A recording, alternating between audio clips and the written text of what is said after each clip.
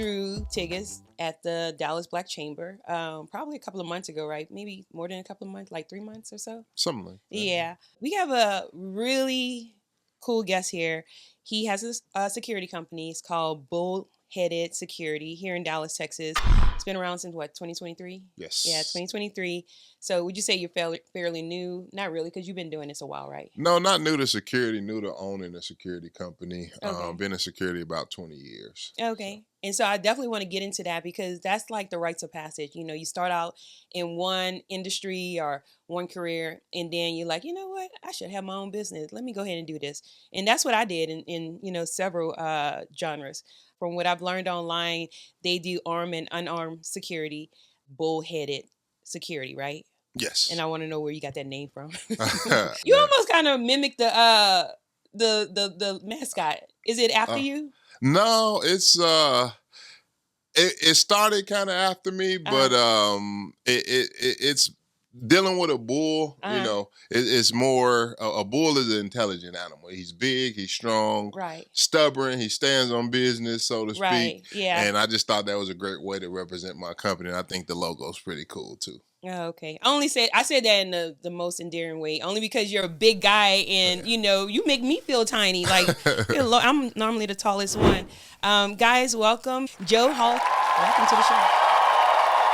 Thank you. Thanks for having me. All right, so I just kind of went over the information that I found. So Joe, tell us more about you and why you started Bullheaded Security. Okay. Well, originally from Chicago, Illinois. Go Shot Bears. Town. Oh, yeah. The Bears had a good season. I'm excited about that. Oh, Lord. Funny trail. Relocated to Dallas in 2014. Nice. Came down here actually looking to get in law enforcement. Actually, my first business in Texas, I opened a beauty supply store. Are you serious? An actual brick and mortar beauty supply store. Okay, it was called Lynn's Beauty Supply. If anybody remember, we were in Duncanville on Cedar Ridge and Wheatland. I had just moved to Texas, so I really didn't know a lot about it, and I was searching for like places to put it and things like that. But yeah, man, a friend of mine had a beauty supply store up in Iowa. I think this is just after leaving Chicago, and she was like, "Oh, we do 500,000 in sales," and I said, "Oh, well, I can do that. I got a little money." So I rented a storefront space. When I got it, it was completely it wasn't built out, so I built everything out from the flooring to the shelving. So you to good the with pricing. Construction and all that? I didn't personally build it. Okay. Yeah. Yeah. I'm not the handsies guy, but yeah, man, I worked on that project. It was a family business. I learned a lot about hair. So if anybody need me, ask any questions with the B1s and 30s and 613s and ombres. He got the hair guy here too. Yeah, so learned a lot about that. We were in business. You really should have stayed in that business. Okay, so how long were you in it, and why didn't it continue? So I didn't know what I know about business now. My marketing wasn't the best. I thought, I just put up a store, right? Folks come, right? And that's what it was. But the main challenge I faced was I wasn't too far from Jenny's Beauty Supply. Over in Duncanville, so they would say, "Oh, well, Jenny charges $5.99 for a perm, and you charge $7.99." Well, Jenny is buying a truckload full of perms, and I'm only buying a couple cases. So that's where that kind of went bad for me, but it was a cool experience. I learned a lot. Folks in the community appreciated me. They were looking forward to it. They were kind of sad to see us go. Met some really, really cool people. So shout out to Black Beauty Supply Owners Association. It's a guy out in Atlanta. I can't remember his name right now, but he helps Black folks build out their stores. So if anybody looking to get into business, you want to check that out. It's phenomenal. I wish I knew that before doing it, but yeah, man, it was a good time. If I knew what I knew about business now, I think would have still been there. Yeah. But lesson learned though. So your first business isn't always a success. So were you happy as you were operating it, or? Oh yeah, I was there. I was working at the time, a full-time job, and at the time my my kid's mom would help me a lot, and she was great. Build relationships with the customers, Right. a lot of returning customers. Another challenge we face, and fair warning to anybody looking to get into that game, the hair. It was a lot. What do you mean? And so you have to get hair vendors, like, you go in the beauty supply stores, you see the Outrays, and I don't know what the big players are now, but I know Right. Bobby Boss was a Big huge one, and he's like, okay, well, give me $25,000 for your first order. I'm not gonna order $25,000 worth of hair, Yeah. but you go to Yeah. the Korean beauty supply stores and things like that. They actually help each other, so it's none of that with them. So Because most of the supplies do come from overseas. exactly, most of the virgin hair and things like that. So that's a challenge that you face. But again, that Black Beauty Supply Owners Association, that's pretty good. I wish I would have knew, but lesson learned, and now we're here. So. I just wish that we sold our own product and made our own product. That's what, and I know that's what you probably think too, in a way. Yeah, there are some out there. Shout out to Luster's. Luster's is a Black-owned product. Right. All of the As I Am is very, very big. Right. Are you familiar with that product? Luster? No, As I Am. That's for little kids, right? No. They do curling cream. It's the burgundy and yellow labeling. I might be saying the name wrong. Again, Just for me? No, it's As I Am or something Like a perm? No, they do curling creams. They do all type of hair growth products and things. It's a whole line of products, and it's actually okay. pretty good. Okay. Almost like what was it? Ant Curls. Okay. That's another Black line product. It's a bunch of them. Okay. Yeah. All right. Well, without spending too much time on that part of your career, so how did you get into security after that chapter? So actually, I was in security still at the time. Oh, okay. So that was your daytime job. Right. Yeah, okay. So I've gotten in security back in like 2005, 2006. Okay. I played football. Those were my football days. So usually when you play football, if you're playing football, you're probably going to end up in security at some point. Why If is the that? NFL don't come. Just bigger guys. Okay. Things Yeah. like that. Okay. So started off bouncing in little bars and clubs and stuff like that, making $40 a night, stuff like that. Then I found out you can actually get licensed to be a security officer. So I went and did that. Started off with a bunch of low pay, and then I'll remind you, this is back in 2006. So, I think my first job I was making $7.50 an hour, sitting in my car watching the construction site, and I kind of thought that was all that it was to it. But there's actual levels to security. So, Okay. of course, being an owner is one of the top levels. Didn't come without grind, trust, and a lot of overtime, a lot of 2 full-time jobs, just because most people look at security like insurance. We're an afterthought, right? Right. They don't want to pay it. We really don't make your company money. We kind of take money, but we're a saving department. We look for things. We're trained to stop things before that happen and save you some risk and liability there. So, got in it then and just started progressing up. So I've been in security ever since football and loved it. Okay. So when you started from the ground floor, how long was it before you decided, you know what? Because I know we all have that. Matter of fact, when I first met you and I started hearing more about your story, especially when we was at one of the FIFA meetings, some of the things you were saying, it was almost like I was hearing myself talk, you know? And then when I realized what year you had started, I was like, oh, wow, you're pretty new just like me, being in the transportation industry for 5 years and you being for what's that, like 3 years, 4 years? As an owner, yes. Yeah, as an owner. We both have the same, I won't even say struggles, but the challenges, like even you getting here today, that sound like me, just one appointment to the next appointment, doing this and that and the other. And so how long was it before you decided, you know what, I don't want to be the little man no more. I want to go ahead and be the big dog or the big bull.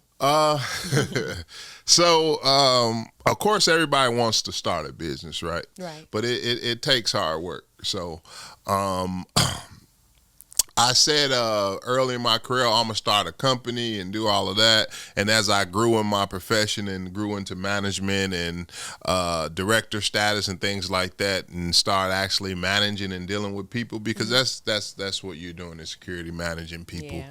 I was like, no, I don't know if this is something I want.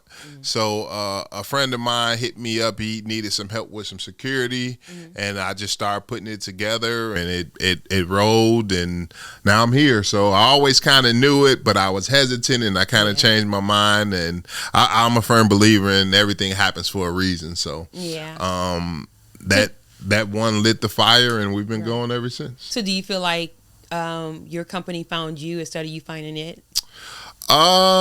No, because it's a lot of work that goes into it.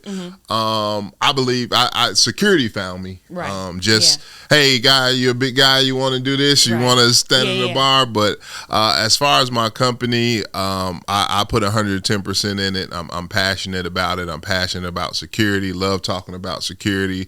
Love doing security.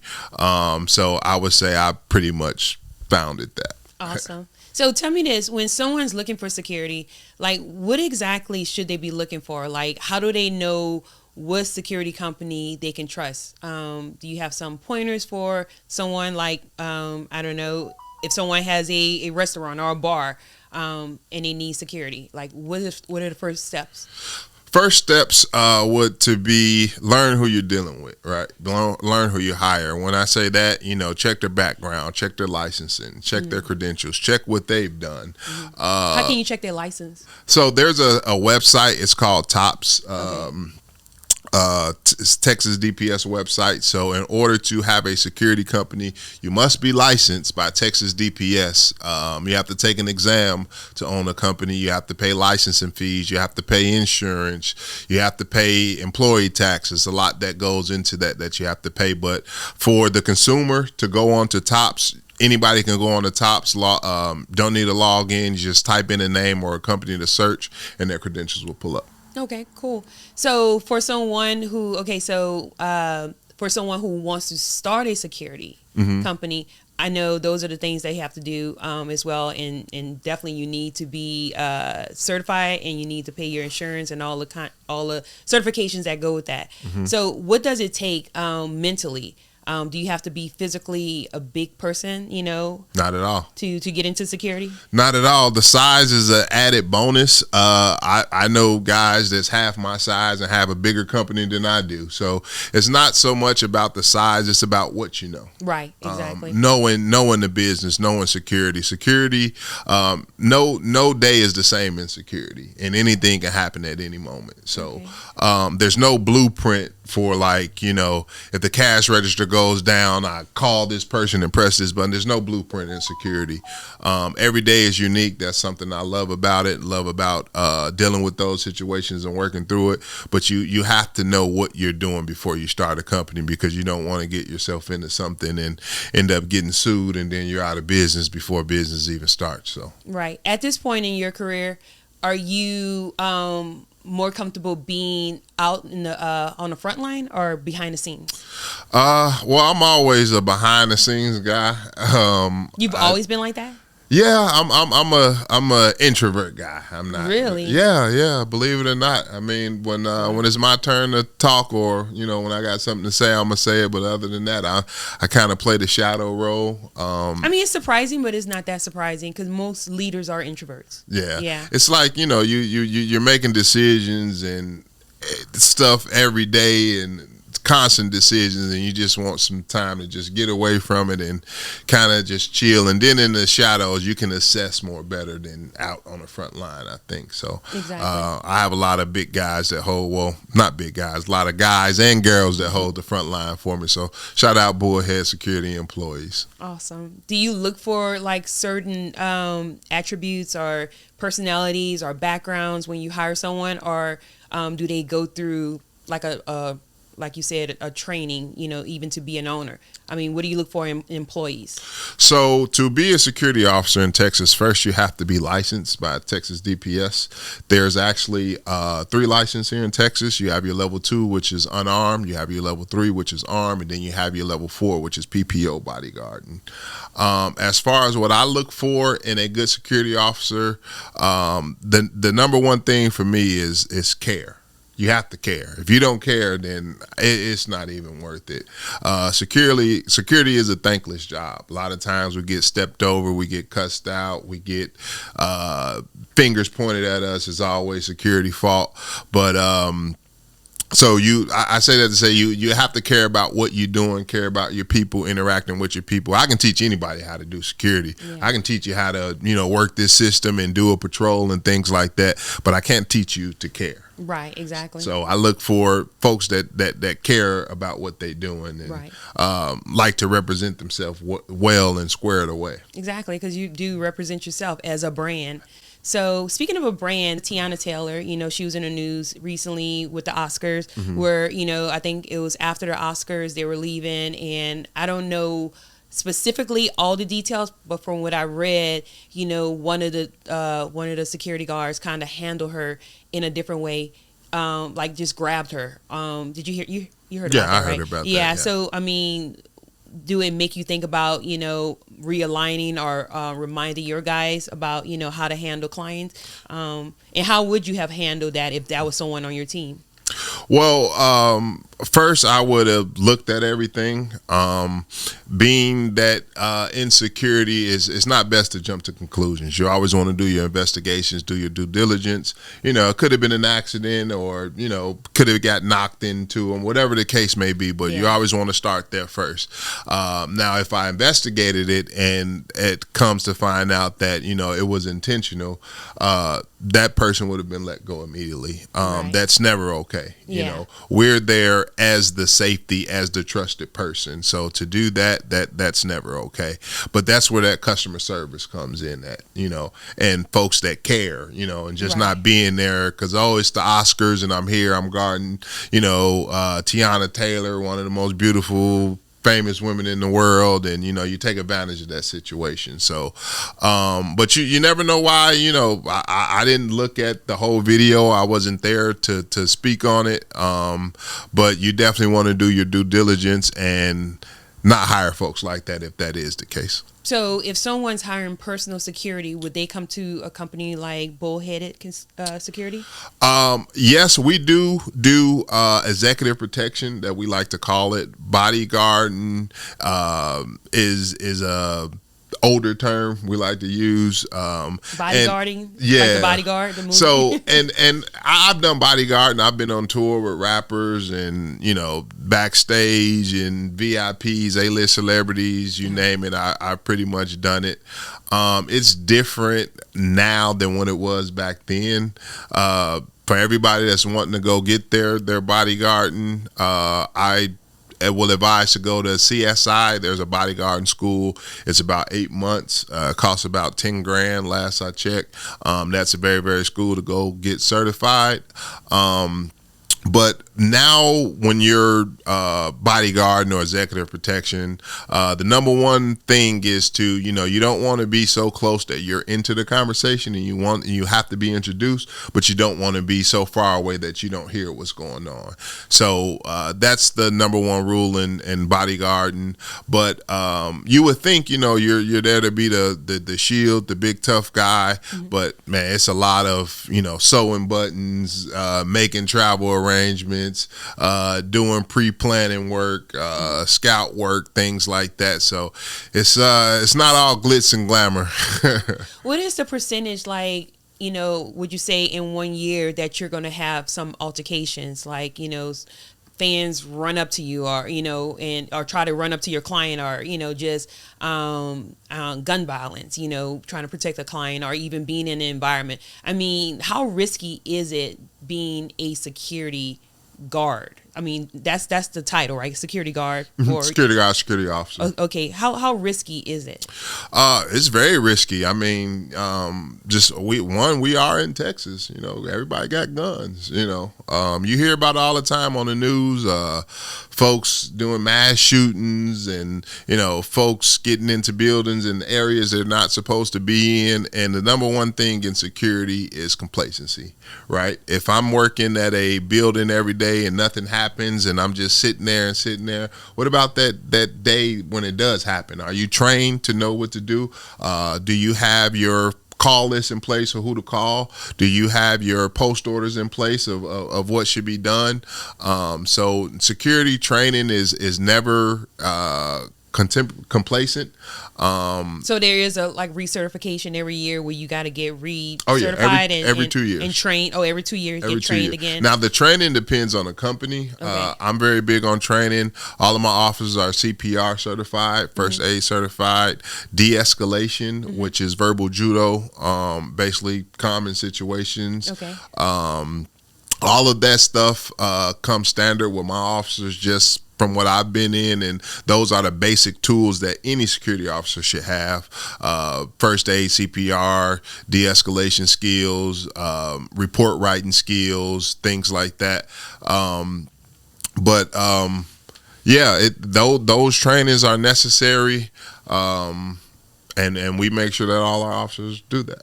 Okay. On your website, it says that you specialize in custom security. What is something that, you know, one of your past clients asked custom that you normally didn't do, but you had to accommodate them because you really wanted to work with this client?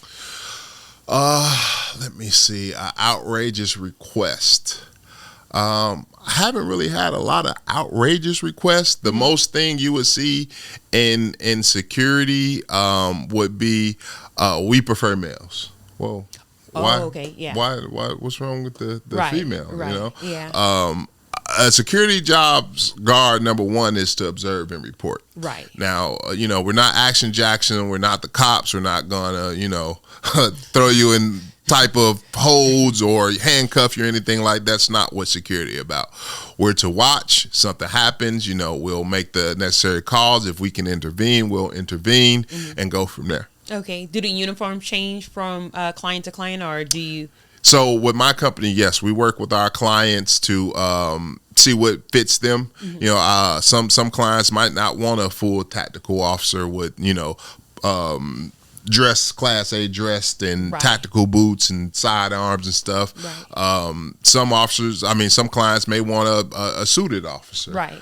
Some clients may want the polo style officer. Right. So it all depends, and we work with our clients to find out the best uniform for their site. Okay. And as you know, FIFA is coming. And we both been going to multiple FIFA meetings around the city of Dallas, trying to land a contract or, you know, just get our name out there. Have you been successful with getting more business? Not FIFA wise. Not FIFA wise. We're still waiting, so call Bullheaded Security. Yeah. But not yet. So. Okay, cool. Right now, what do you see for the future of Bullheaded? So I see us definitely scaling. My plan is to become a national company, start franchising in other states. Chicago, I'm coming home first. That's my next stop after Texas. So after we get fully up and running in Texas, I'll be going over to Illinois and other states like that. Yeah. Awesome. Well, thank you so much for being on the show. Tell everybody where they can find you, and if they want to hire security. Is any job too big, too small? Not for us. Yeah, we're local. We're here in Texas, so fast response times. Local officers. We know Texas. We know the city. We know the people. As far as reaching us, you can reach us online, www.bullheadedsecurity.com. You can send us an email at info@bullheadedsecurity.com. You can also give us a call at 469-382-2248, and we'll be in the city. We have a mascot that his name is Blue. He goes around to different schools and communities and teaching at schools we teach kids about stranger danger, fire safety, anti-bullying, communities like apartment communities. We teach them about active shooter, CPR training, things like that. So we're very big in the community. So if you have anything that you'd like us to volunteer for, please send me an email. We'll look at it. If we can get our mascot Blue to come out and bring some swag bags, we'd be happy to do that. And if anyone wanted to join your team, what would they be needing right now to have in their background? So at least a level 2 officer, have a security license. If not, we can help you get that. But yeah, just the license, and we'll do the rest from there. So awesome. Well, thank you so much, Joe, for being on the TamCam Show. Guys, this is it for another episode. And once again, guys, thank you so much for stopping by. We'll see you next time. Bye. Thank you.